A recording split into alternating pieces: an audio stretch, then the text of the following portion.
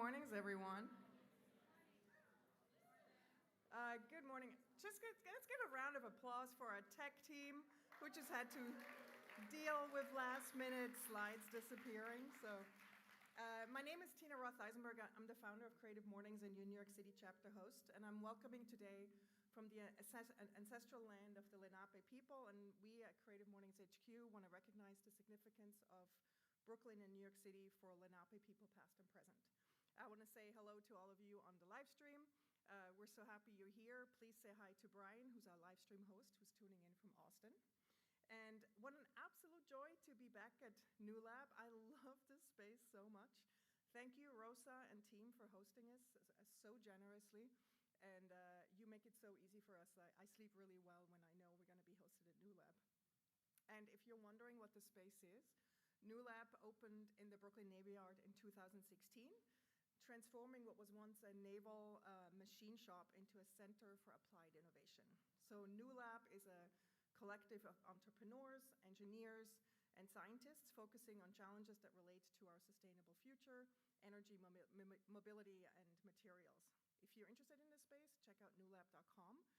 And just know that you can also rent the space for your own events. I can introduce you to Rosa, or you can see more in the follow-up email. Every month, we read our Creative Mornings manifesto because it shines a light on our values and explains why we do what we do. And this month, we have a new community member read the manifesto. So here's what I do. Before every event, I go through the attendee list. I don't know if you know, but when you go on the event page, you can see who's attending. You can see everyone's face. You can click through their profiles. And I saw a chap from Portland, Oregon. He was part of the Portland, Oregon chapter. Guess what? He has since updated his profile because he moved to New York. So Brandon is actually brand new to New York City. This is to Brooklyn. Ooh! And this is also his very first Creative Mornings event. And I mean, if that is not a sign that he's welcome here in New York City, then I don't know what is. So Brandon, come on up. You're an incredibly talented illustrator. We're so happy for you to read our manifesto.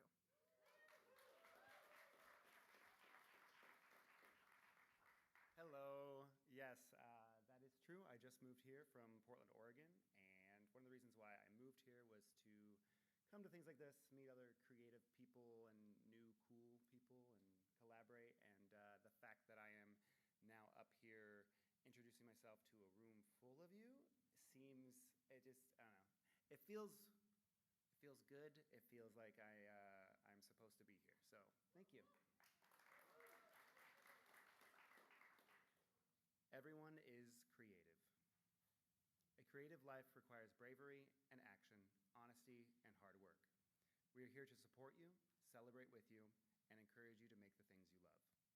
We believe in the power of community. We believe in giving a damn. We believe in face-to-face connections and learning from others in hugs and high fives. We bring together people who are driven by passion and purpose, confident that they will inspire one another and inspire change in the neighborhoods and cities around the world. Everyone is welcome.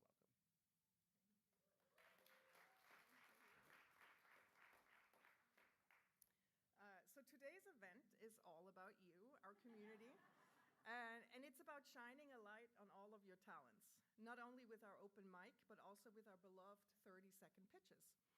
And my friend Patricia said to me recently that she believes that Creative Mornings makes people brave. And we have a whole bunch of brave folks today stepping on the stage to grab that mic, and which makes me want to tell you about one very, very brave soul. His name is Dean Haddock. And in May of 2019, Dean pitched himself for love during a 30-second pitch. Have a look.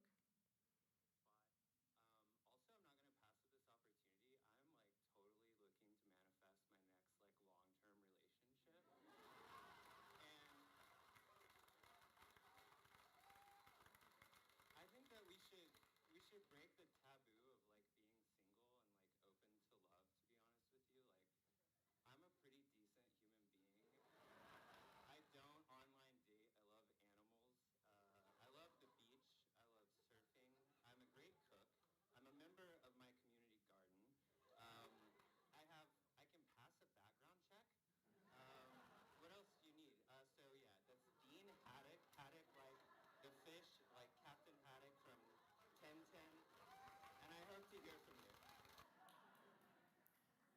the story has, there was a woman in the audience that took his number, texted her friend, and said, I have a hunch you should text this man.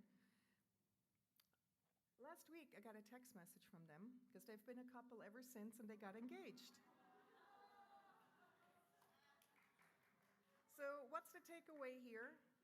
Being brave and authentic pays off, and love is real. And with that, Exa, who are our brave souls, to do a 30-second pitch today? Okay, I'm pulling them. I don't know who they are. We have Meredith Clinton. We have Lucy Singer. And, okay, drum roll please. We have Rosie Von Lila. Thank you, Exa. So for those of you after the open mic, please come up to the side of the stage. Livestream team, I just got a text from someone who's watching. The sound is not good on the live stream right now, just so you know. All right. Have you all heard about the new thing we're building? We call it Creative Mornings Clubs. Creative Mornings Clubs are community-led, hyper-local, intimate gatherings around something you love, organized by you. They're entirely run by our community, and we launched the clubs pilot in April. And so far, we've hosted 13 club gatherings and have had a combined attendance of 148. We have another 30 club hosts just waiting to be given the green light. You are all showing up for this. We're literally assembling the plane as we're flying it. And for example, this is the Making Comics, a comics club. This is the Mending Club. This is a professional development potluck. This is the Photo Walks, aka Photograpals Club. Sun Your Bun picnic in the park. If you've been on the fence, I encourage you to give clubs a try. For now, until we build out the back-end infrastructure, you can actually see the upcoming clubs that you can sign up for on our New York City landing page on the blog portion, or just check our New York City newsletter. It's always going to be in there. And most of them are actually waitlisted, but here are a few that you can still join. The Photographer Pals, hosted by our very own Nelson back there, who's photographing our events. The next one is on June 29th. There's the Making Comics with Carolyn Yu on Tuesday, July 9th. And then there's the Sun Your Buns Creative Park Picnic on Saturday, July 13th with Jillian Lenzer. And I want to give a big shout out to all of the brave club hosts who have just stepped up and are helping us with this experiment. And also a really, really big shout out to this lady, Exa, who's not only running our virtual field trips, but also is now building the club's ecosystem. She's a force. Are you glad we welcomed you with coffee? I'm very glad I get welcomed with coffee. And it's thanks to our partners that our Creative Mornings exists and that our events are free.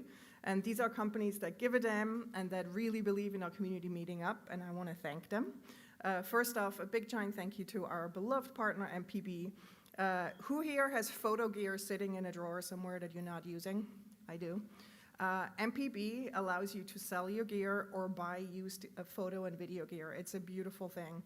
And they recirculate more than 500,000 items of camera gear every year, which is really unbelievably impressive. So thank you so much, MPB. And then another shout out goes to Harvest. They have been our long-term partner. We love that they make us think about time. And a while back, we did a campaign with them called Time Well Spent, where we interviewed remarkable humans like Holly Murchison to reflect on their relationship with time. And one of Holly's gems was this quote: "I think about time as a gift that allows me to reflect deeply and intentionally about how and where I'm taking up space, dedicating energy and presence to what is or isn't important to me, and measuring how in tune I am with the world around me." If you think about time in your day-to-day, if you need a simple and beautiful way to track and manage your time and expenses and invoices, check out harvest.com. It's an excellent tool for independent creatives and small businesses run by wonderfully generous and warm humans. Thank you so much, Harvest. And now, here we are kicking off our first ever poetry open mic. And I have to say, we were a little nervous. Because other than my daughter, that I knew she wants to read a poem, I didn't really know how many more people are going to sign up. But at one point, the check-in people texted me, it's like 10 out of 10 people that walked in signed up, and we actually have too many now. And if you're wondering why a poetry open mic, I have to credit my daughter because she made me go to a poetry open mic in Fort Greene Park. And I admit, I was like, yeah, whatever. But then I was sitting there, and I was so deeply moved by just the breadth of people, the very, like, young, old, all backgrounds, sharing really deeply personal poems, and I was very moved by it. And I realized that we are all, at all times, surrounded by poets. And then it got me curious about you all, and it made me want to meet the poets amongst you, so here we are.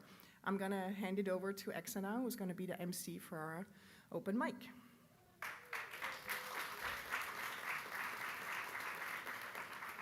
Oh, hi everyone.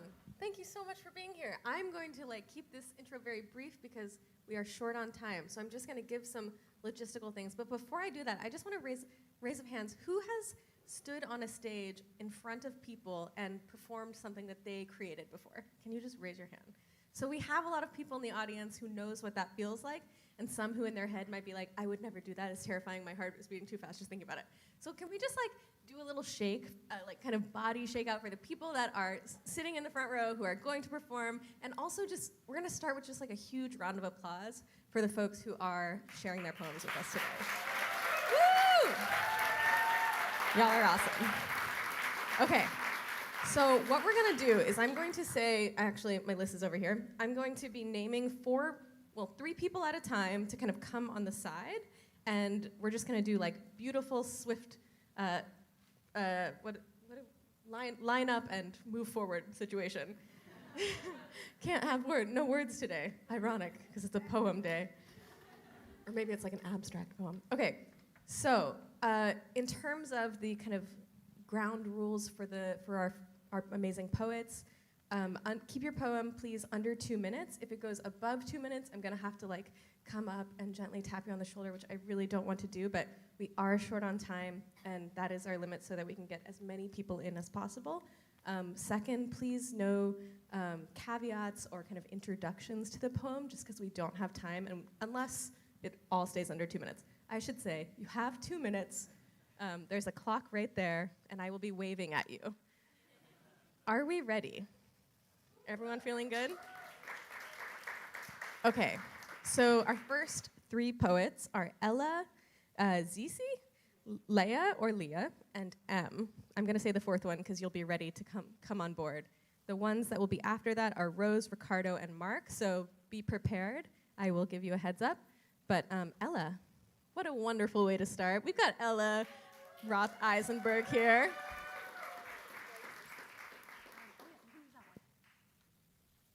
Hello. Does this work? Okay, I'm going to be reading from my book that I just self-published. Okay. And now that it is morning, I've lost all the poems from the night. I watch them leave, pack their bags, and go. And with no way to stop them, I'm left alone and with nothing to show but my empty page and emotionless pen. Until this night, I will wait for my dear poems' return, carrying nothing but fate and stars in their little briefcases. And as I sit, I would rather chat than write them down, because who am I to trap them in this town? Thank you.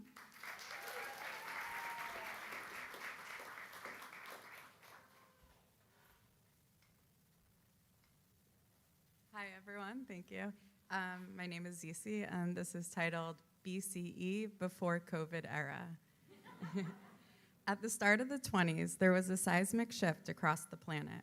The pressure of this shift uprooted the bedrock of our societies and forced us to see the places we need to change. It's difficult to pinpoint exactly what moment it occurred. Was it when our surprise turned into the gripping fear of gasping for our last breath?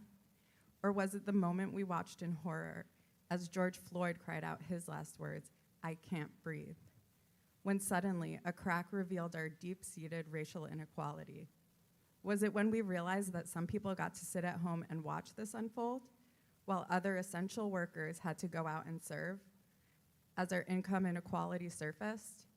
Or was it when our democracy turned into a mockery as the inefficient division of power became grossly apparent.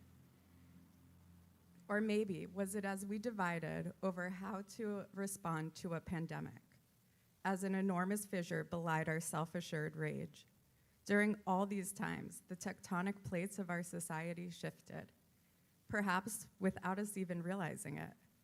Our deep-seated faults have left us fractured, and as these plates continue to shift, our indignant rage, like hot lava, has begun to boil up, and it is threatening to destroy us all. Please, can we move away from this deadly volcano? Can we find a way to be less fundamentally divided? Can we find a way to cool down our conviction and come together on safe, common ground that we can all stand on? There is so much that needs fixing, but we're already on our way. With patience, acceptance, and honesty, this glowing lava can fill in the seismic cracks in our society. If we can figure out how to cool down, we can also come back stronger and more beautiful than we started. What would that look like? How might we get there? Thank you.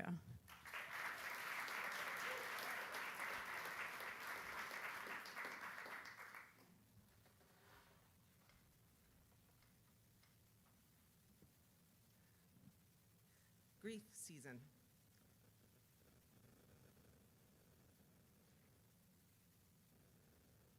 The date, the ones just before and after, too. The day of the week, though that changes and cycles through from year to year. The month, the whole month. The holidays about to arrive and the ones just passed. The family gatherings and traditions. The seasonal weather, but it was so unseasonable the year you died. A run of hours, the natural cycles of sun and moon. The human names and frames we give them to keep ourselves grounded as the earth keeps moving. You are buried in it, or transmuted in the air, or sea, or all at once. You are also nowhere or everywhere in the beyond. A moment, fleeting or forever. The moment I learned the news about you and everything stopped. They say that time heals all wounds, to give it time. But mourners know that years can fly by and mean nothing in the face of such absence. Wise ones give us rituals and ways to remember, to stay with the grief that is always fresh and refreshed. Cross off the square on my old-fashioned calendar. Last year, when I did this on your death day, I gave myself a paper cut.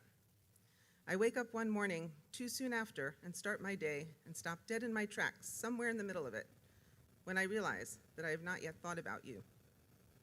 Your absence. You come and go in my memory. You are forever in my heart. The hole there. The human platitudes and attitudes that we think help us cope with grief and loss. The season, a penance, revisiting the depths. Close and cover the wound, carry on, until next time the tide turns and the wind comes this way. Until.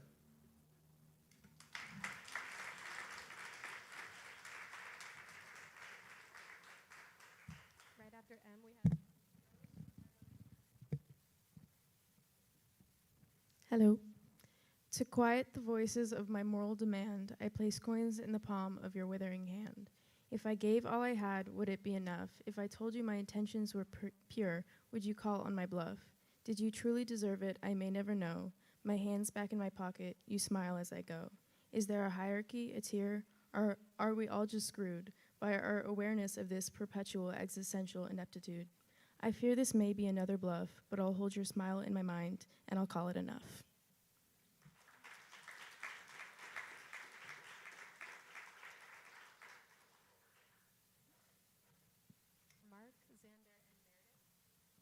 Hi, I'm Rose, and my poem is entitled District of Cycles. Reposition the millennia and miles. Go west to unearth a time capsule of yesteryear. Turn around to discover same with other. Time and place lose form and function. The cycle began decades earlier than originally conceived. Appraise the avenues. The cycle reanimates. Langston Hughes resurfaces as busboy poet. The cycle is controlled by the tension of a chain that loosens or constricts to conform to the operator's will, the cycle is not autonomous. The cycle travels according to the navigator's sense of direction. Zip in code from 0 to 2 with an interior detour to 6 to the sloping edge of 9. Recycle the 2, add and subtract to reformulate the equation, reclaim the singular power of 1. Disrupt the cycle, incubate the inconceivable, destined to the island up the corridor. Depart the district of cycles, content, conflicted, defiant, deferential. The cyclist releases the patterns of yesteryear. Without resistance, the operator can strike the proper cadence to convert silver to gold.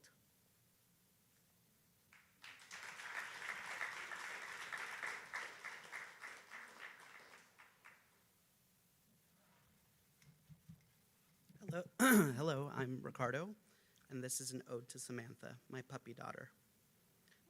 3? 3? How can this be? Just yesterday you were weirder than we. 'Twas but a year or two when you were leaving your poo on top of our bed next to my head. Oh, but you've grown, yet you've stayed the same. The fact that you take after me in every way, I've no one to blame. Cow cloud, marbled rye, my jelly bean. You are without a doubt the cutest thing I've ever seen. You're ornery and goofy, you're lazy, loud, and crazy, but I love you more than you'll ever know, my sweet little lady. You pretend not to speak or understand what I'm saying, but I know it was you taking ESL classes while sunbathing. Nugget of love, what would I ever do without you? You're my kid, and I wouldn't change that for the world. You couldn't pay me to. So let me just say these last few words, and I'll take you off leash so you can go chase the birds. Sweet child of mine, this feeling I part. I love you with all of my heart. Happy birthday, sunshine of my life, Hell's Angel, to whom I gave fictional birth. You are the Elizabeth Taylor to my Charlotte, and I thank the flying spaghetti monster every day that you are my daughter.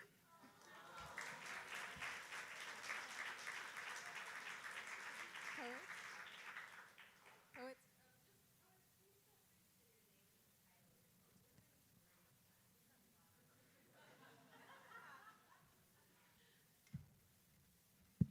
Hey, good morning. Happy Creative Mornings, everyone. So I'm Mark Weissman, East Williamsburg dad, poet, brand and innovation strategist. I'm going to read a couple short poems within the 2 minutes. So the first is a last minute change. So this is actually from a longer piece. It's a prose section of a prose poem. The house always wins. What is the house? I dreamt that M lived on the Lower East Side on her own, age 9. It's not inconceivable, but it's unadvisable.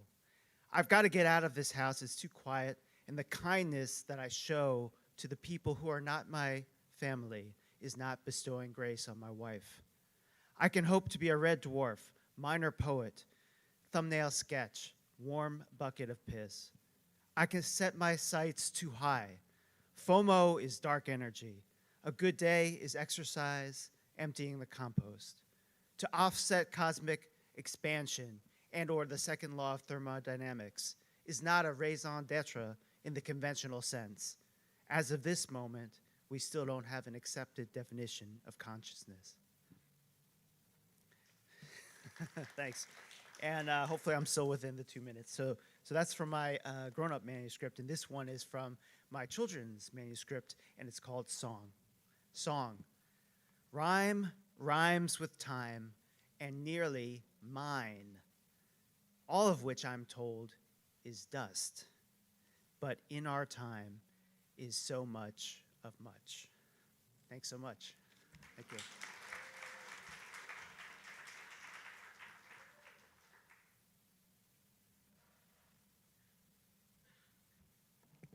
Hi, I'm Meredith Clinton. You can find me on Instagram at Meredith Clinton. I'm reading a poem that I wrote when I was sitting in Tompkins Square Park reading Rick Rubin's book. This was in March, and then I came home and wrote this poem inspired by the creative act, A Way of Being. It's called Out on a Thin Limb.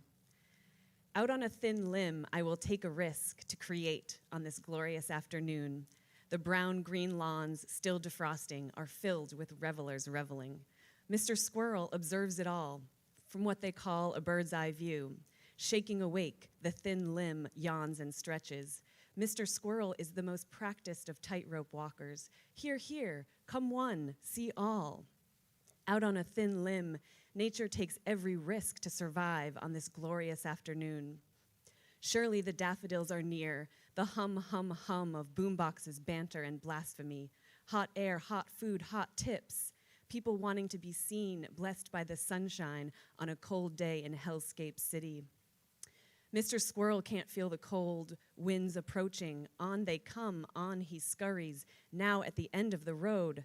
Revelers will always revel on warm days in March, won't they, or will they? Warmer and warmer, Mr. Squirrel gets weary. Before the end, he has to lie down. Down, down he falls. When, oh when, Mr. Squirrel, how, oh how, where, oh where did we go so wrong? Out on a thin limb, it's time to take a risk, take a leap, devise a new way to survive on this glorious afternoon. Thank you.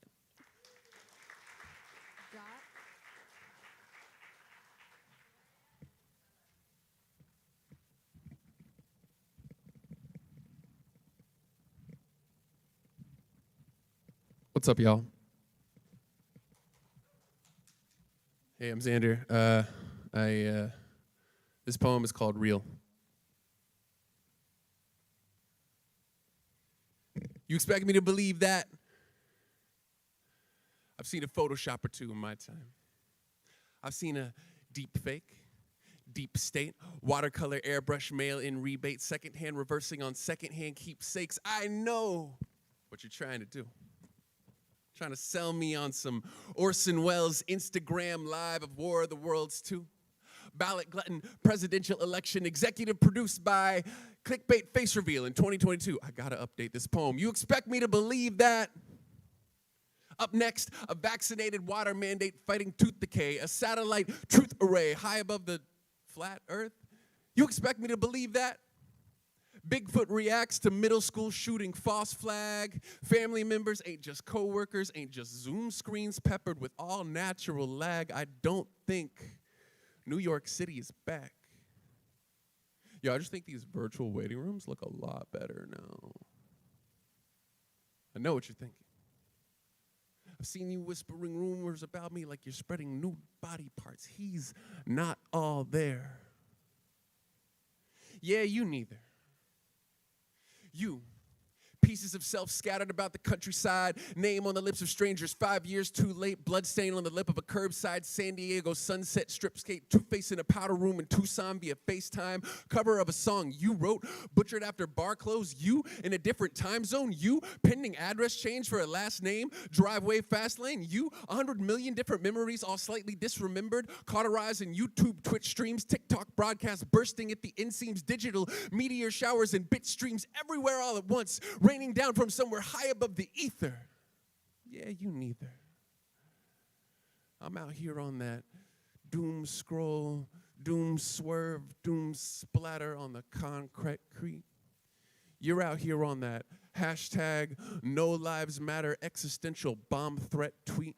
I want to believe we're not so different, but they won't let me, and you still ask your shrink why you feel so goddamn empty. Like it's your fault. I keep having these dreams where the only way I can log off is to fire a pistol at my laptop. But I can kill all my friends by clicking in meeting, or my best friend is a polar bear and he's drowning and I try to call out to him, but I can't remember his name and I can hear somebody from behind me yell, "You expect me to believe that?"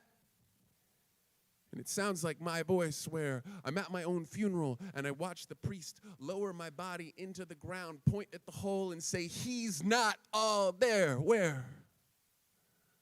I'm frantically trying to finish the rest of this poem, but the only thing I can write down is it's real. It's all real.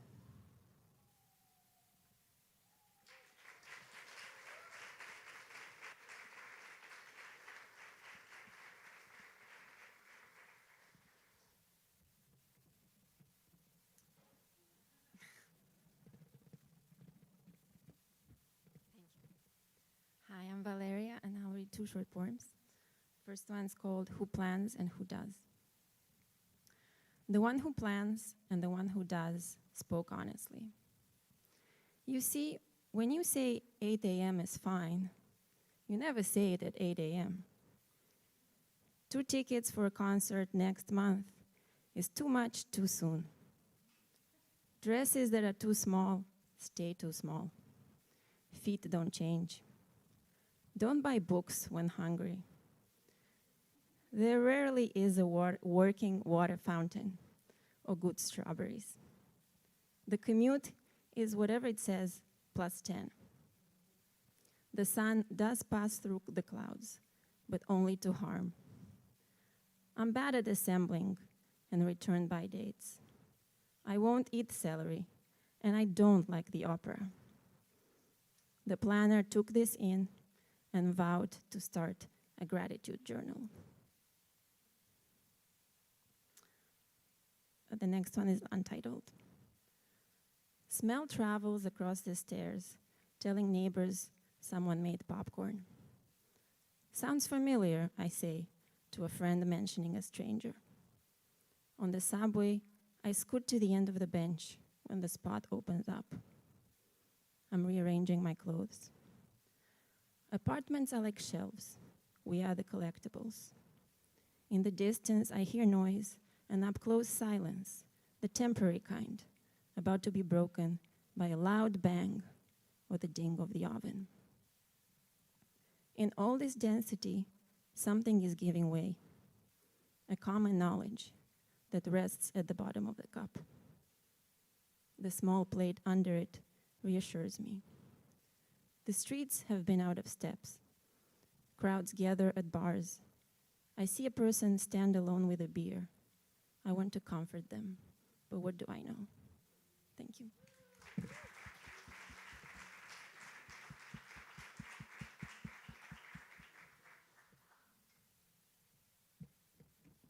Hi. Once you dated a helicopter pilot. The worst part was that he never flew you in a chopper. The best was the one time you almost drowned, and when you resurfaced for air, he was on the other side, waving. That was amazing, he said, which is the best way to begin anything. You've had precisely 3 men fly across the country for you. One was your first big love. The second one you don't want to talk about. The third had a heart clear as rain, but he called your dog a freak, and it was all downhill from there.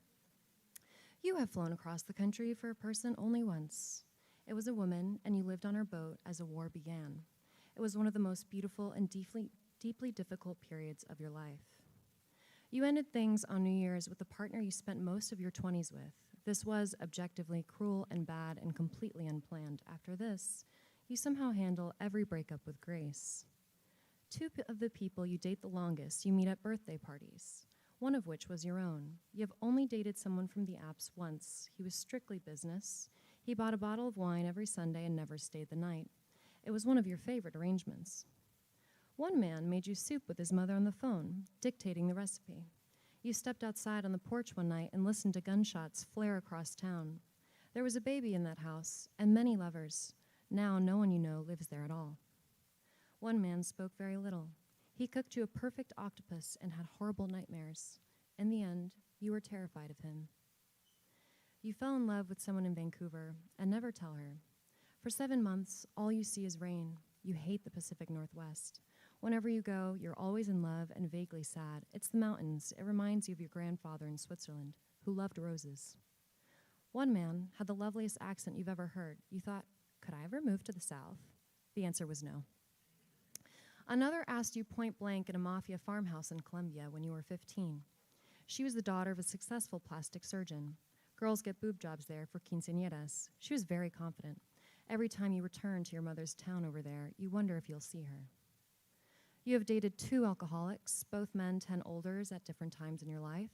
You waited outside one's therapy appointment in the car, skirt hitched up. He laughed when you told him about your mother. I'm not afraid of her, he said. I'm a grown man. The first person you dated seriously was a white boy who wanted to be a professional tennis player. He almost took you to the Bahamas. This is the only one your mother liked, and the only one who ever showed up with flowers. Your family despairs that you haven't yet dated a doctor or scientist. You don't date doctors or scientists. Instead, you date a disproportionate amount of creatives, then some athletes. There's seldom overlap. The athletes, without a doubt, treat you better. You get along best with the children of immigrants. It's hard to explain America to an American. This understanding of family you've come to recognize shapes so many things. You fought very hard for one's attention, and realize if you're fighting that hard for attention, you're actually fighting for respect. One man was religious. He explained about the quote of the meek inheriting the earth. He said it meant knowing when to pick your battles, not that you didn't fight. Your father loved everyone you ever brought. He believes in peace and not war. Yes, the son of the grandfather in Switzerland. When your Colombian mother said, if you bring a woman to this house, I'll never speak to you again, it was your Swiss father who said, stop, calm down. One man worked midnight shifts cleaning out a prominent pharmaceutical company lab. He wore a big padded suit and listened to music all night and into BDSM. Your career in writing began writing report cards for your mother's Spanish students when you were 11. She said, write he's a shithead. You type, has trouble focusing. You learned diplomacy at an early age. This is the lesson your parents gave you. All love is an act of translation.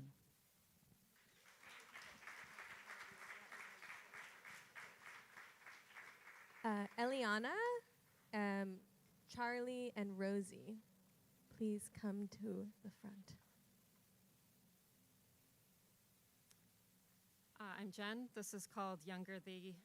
It's called Younger Me, Younger Thee. You've turned out beautifully is what I've always longed to hear.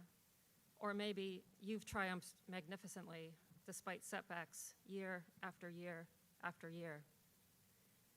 Looking back at younger me, I know she did what she could to get by. There was some stupidity, but mostly an unwavering willingness to try and try and try. Morphing into midlife, I feel the distance from that form. Is younger me proud of me, or is she bruised and battle-worn? I've been a good steward of my vessel. I've tried to unshackle myself from shame. But even at this age, I sometimes wrestle with the awkward sound of my own name.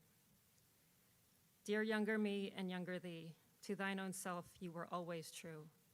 Uncertainty may always be, but so always will you. Thanks.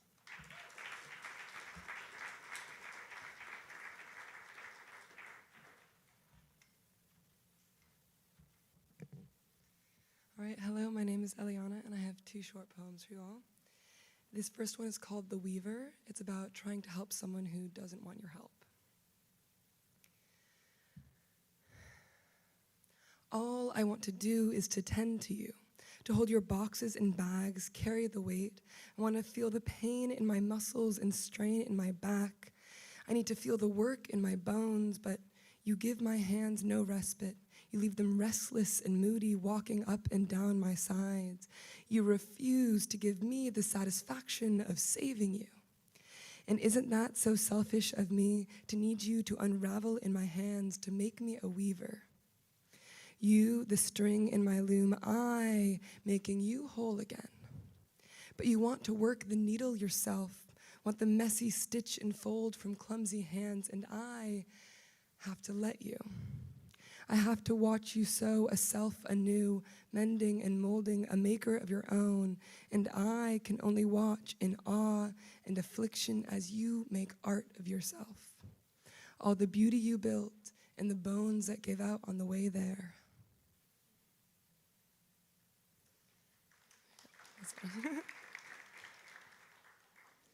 Okay, this next one is about my connection with nature, called Mother. I am her daughter. The trees told me so. I ran barefoot to an answer, dirty nails and sandy skin.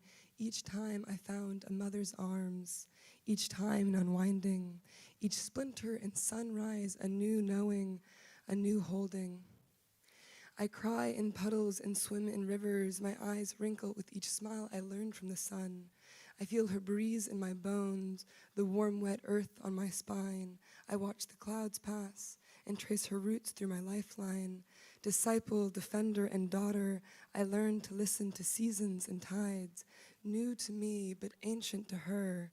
It has taken a long time to get back to the beginning.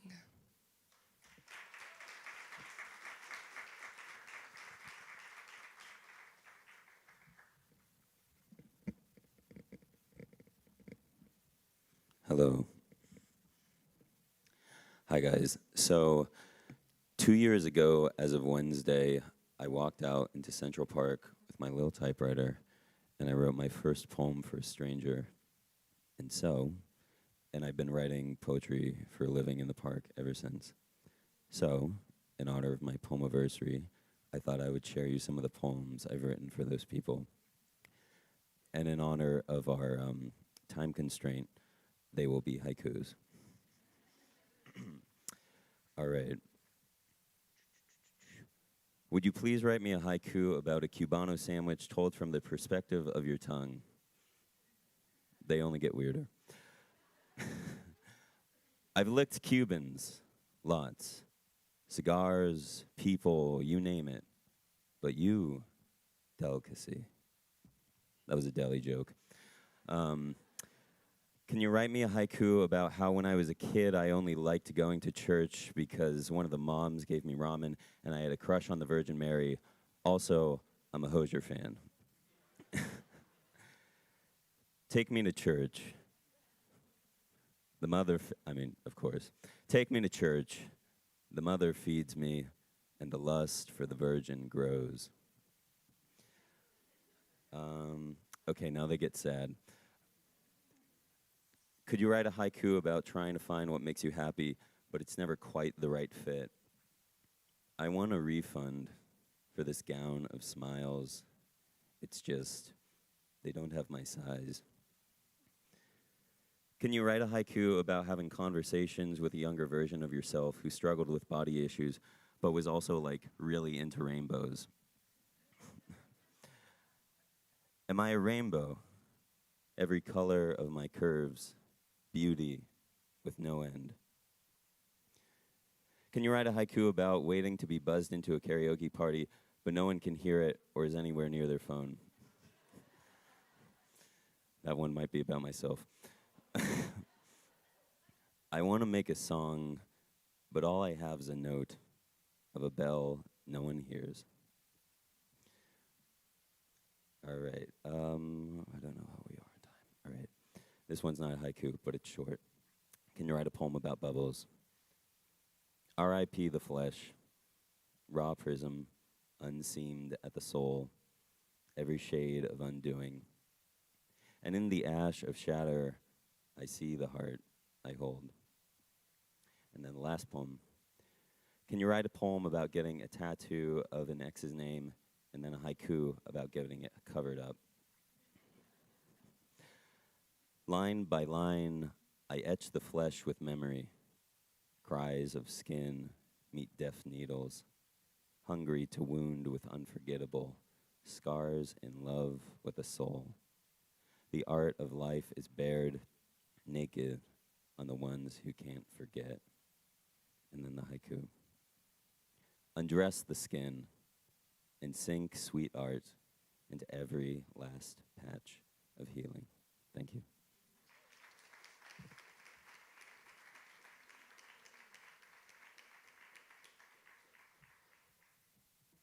My name is Rosie Von Lila. I wrote this for you on Wednesday. This is titled, What is Human Flourishing?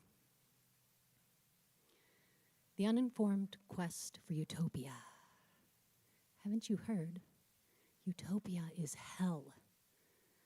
All speak the same. All look the same.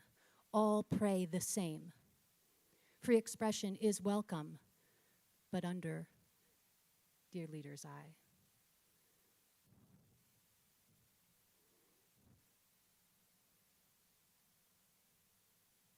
I gotta start over, hold on. I'm not off book yet. Here we go. This is titled, What is Human Flourishing? The uninformed quest for utopia. Haven't you heard? Utopia is hell. All speak the same. All look the same. All pray the same. Free expression is welcome, but only under dear leader's eye. And who does the dirty work? The subjugated. Utopia is for the naive. What is human flourishing? What is human flourishing? All is well. All? All is well? How can all be well for more than a mere moment? Life is but birth, blossoms, and decay. All breaks down. All is born anew. Emotional compost heals the hurt. Everybody hurts sometimes. So hold on. Your buds will bloom. What is human flourishing? Every living being exists to flourish before we perish. Flourishing is your life working for you. Flourishing is your life working for you. Flourishing is your resilience. Flourishing is to navigate adversity. Wisdom, wisdom, your North Star grows brighter. Flourishing is participation, is contribution, is belonging, is creating, is risking. Is your life working for you? Every living being exists to flourish before we perish. Thank you.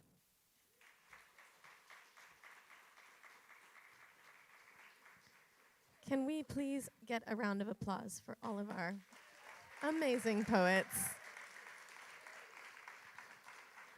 Thank y'all so much. That was incredible.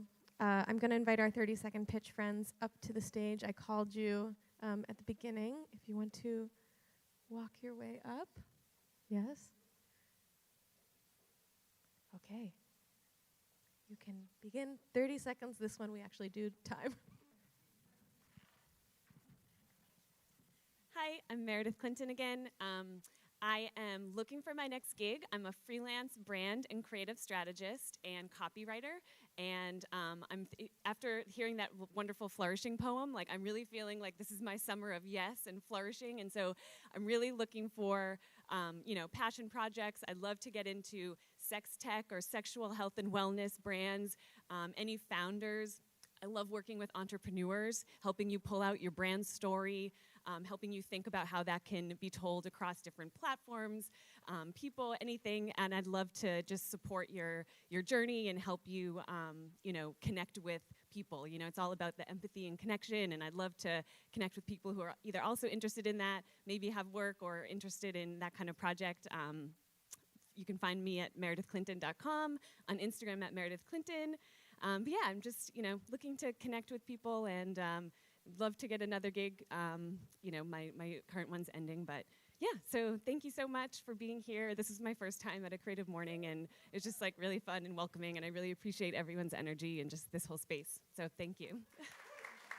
Thank you so much. And all of this information will be shared in the follow-up email, so no need to write notes. Hi again. My name is Rosie Von Leela. My life's work is human flourishing, and my current art project is a theater show called Fellow Human, The Quest for Mass Human Flourishing. We have several hundred people who are involved in it. We're developing it for premiere next year. We've been working on it for 3 years now. We do a lot of amazing community building activities. As we're developing the show, we're also developing our fan base. So if you want to come get involved with the world of human flourishing and figure out what the heck that means for you, come see me and get involved with us. Thank you.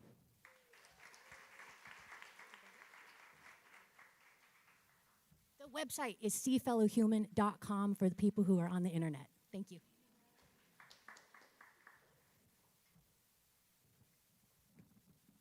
Can you guys hear me? No? How about now? Hi, I'm Lucy Silverman Singer, and I'm looking for collaboration. So more specifically, I am looking for work, but I am open to anyone who's trying to realize big ideas and bring them out into the world. You want to make meaningful change, I can help you make it happen.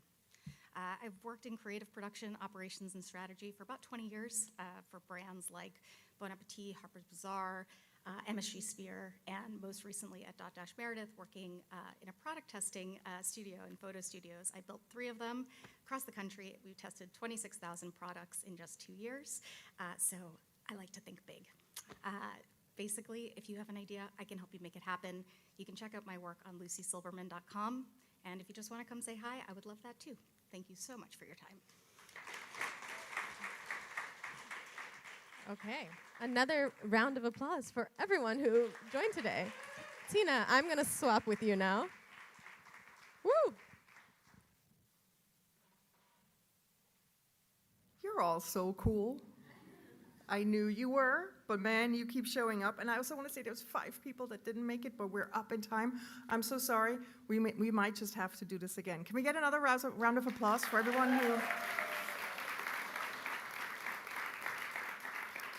As always, I want to thank our incredibly awesome volunteers. Without them, these events would not flow as smoothly as they are. So Angelica, Amanda, the 2 Brians we have today, Casey, Celestine, Christina, Colin, Danielle, Ella, Emily, Exa, Krista, Leah, M, Maria, Megan, Meredith, Oriana, Romaine, and Cece, you are all wonderful. Thank you for helping us every month.